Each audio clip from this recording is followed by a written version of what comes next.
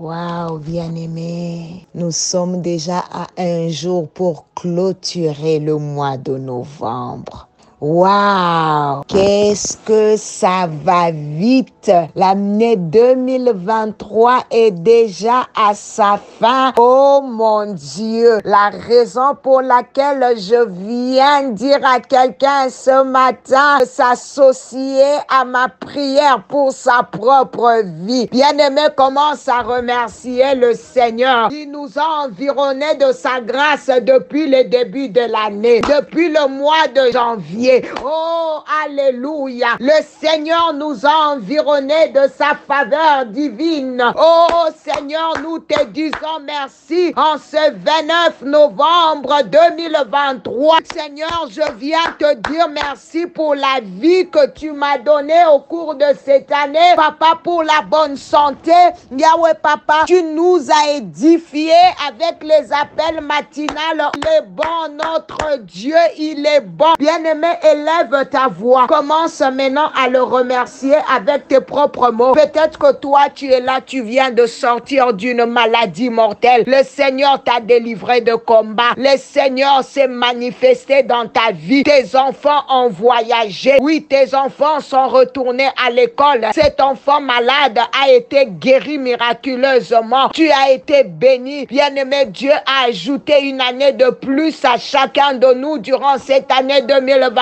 Alors c'est pour toi une raison de l'élever. Il a guéri ta mère. Il a guéri ton papa. Oh Seigneur, merci. Papa, je n'ai pas senti cette année passer. Elle est tellement passée vite. Bien-aimé, remercie le Seigneur. Il est bon pour nous. Peut-être que c'était pour toi une année difficile. Tu voulais que le temps passe vite. Et Dieu a répondu à tes prières. Dieu t'a exaucé dans tes prières. Remercie le Seigneur parce que tu as été capable de jeûner cette année. Beaucoup ont cherché à jeûner, mais la santé n'a pas permis. Bien-aimé, Dieu t'a délivré. Tu étais en voyage, tu es rentré sain et sauf. Oh mon Dieu, le Seigneur est bon pour nous. Il est bon pour nous. Il est bon pour nous. Il est bon pour nous. Alléluia. Bravo Jésus. Tu es bon pour nous, Seigneur. Alléluia. Bien-aimé, ce matin, alléluia. La parole de Dieu déclare dans Jean 10, 27. Le Seigneur dit ceci. Ces brebis entendent sa voix. Ils entendent sa voix. Bien-aimé, dis au Seigneur ce matin, Seigneur, je veux entendre ta voix. Je veux que tu me parles clairement. Oui, bien-aimé, tu ne peux pas toujours rester comme ça. Tu n'entends rien. La Bible dit, un peuple sans révélation est un peuple sans frein. Je prie que les écailles de tes yeux tombent. Oh, dis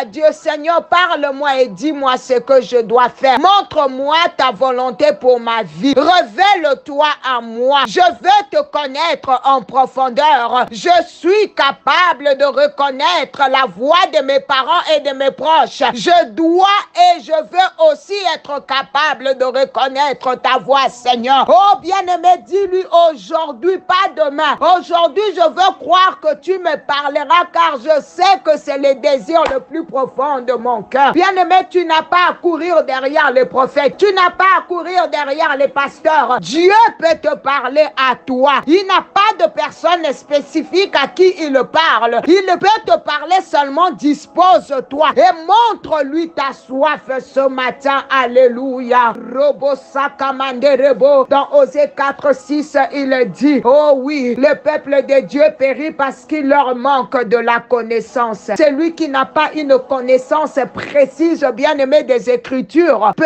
encore s'effrouler, bien-aimé, par le diable, car n'oublions pas que c'est un rusé, un menteur. La raison pour laquelle, bien-aimé, tu dois vraiment te familiariser à la Bible. Bien-aimé, tu dois faire de la Bible ton ami, car Dieu nous parle chaque jour par sa parole. La parole de Dieu, c'est ça la prophétie par excellence. Jésus dit à ses disciples, vous connaîtrez la vérité et la vérité vous affranchira dans Jean 8:32. Bien-aimé, cette connaissance de la vérité nous affranchit de quoi en réalité? Elle nous affranchit de l'esclavage du péché et donc du diable, bien-aimé. C'est ainsi qu'en gagnant en connaissance, vous gagnez en maturité spirituelle et vous pourrez répondre aux réclamations du diable avec la parole de Dieu. Car c'est toujours la parole de Dieu qui a les derniers mots. Ainsi, ce matin, toute personne qui était réclamée est en train de s'élever pour dire: Dieu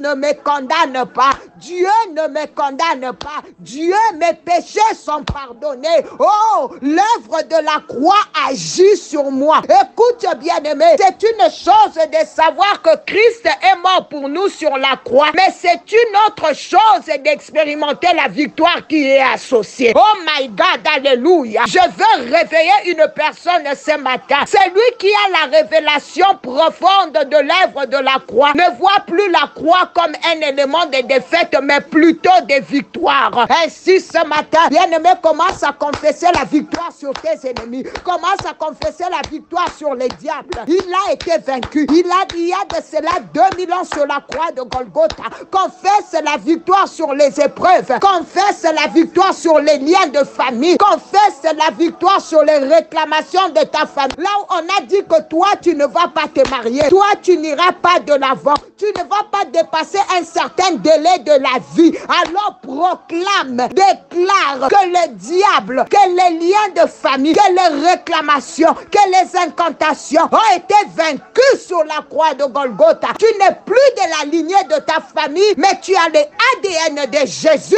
Donc tu es béni. Les nouvelles choses vont commencer avec toi au nom de Jésus. Vous savez, plusieurs chrétiens voient à tort la crucifixion de Jésus comme une défaite qui se transforme à la fin en victoire après la résurrection. Or, la croix elle-même est une puissance de Dieu et une victoire, car c'est à la croix que les dominations, les autorités ont été livrées publiquement en spectacle. Oh my God, alléluia. C'est à la croix, bien-aimé, que l'acte de l'ordonnance condamnait ta famille qui subsistait contre toi nous a été cloué et détruit. C'est à la croix que le péché fut détruit et le vieux homme bien-aimé a été crucifié. Je viens dire à quelqu'un ce matin, toutes ces victoires de Christ contre le monde des ténèbres se sont passées non pas à la résurrection de Christ, mais bien à la croix. C'est lui qui a cette révélation ce matin. C'est lui qui a compris ces choses ce matin par sa connaissance. Bien-aimé, je viens déclarer sur ta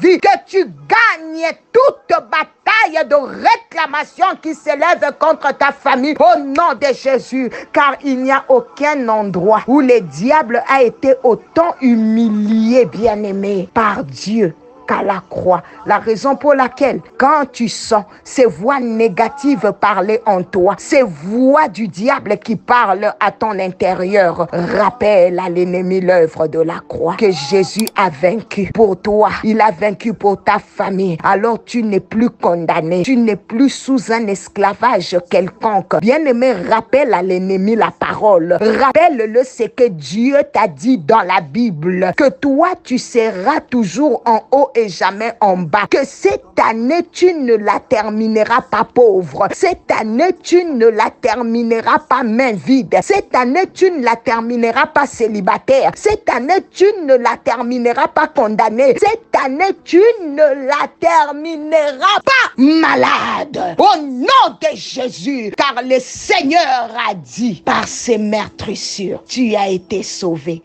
Et il dit, pour ton sort et celui de ta famille, tout est accompli. Allez, lève-toi, commence à acclamer pour le Seigneur si tu crois que ces déclarations sont pour toi. Allez, acclame, acclame, acclame. Que le Seigneur vous bénisse. C'était bien la servante de l'Éternel, Maman Nathalie Lukula. On se retrouve demain par sa grâce. Bye bye.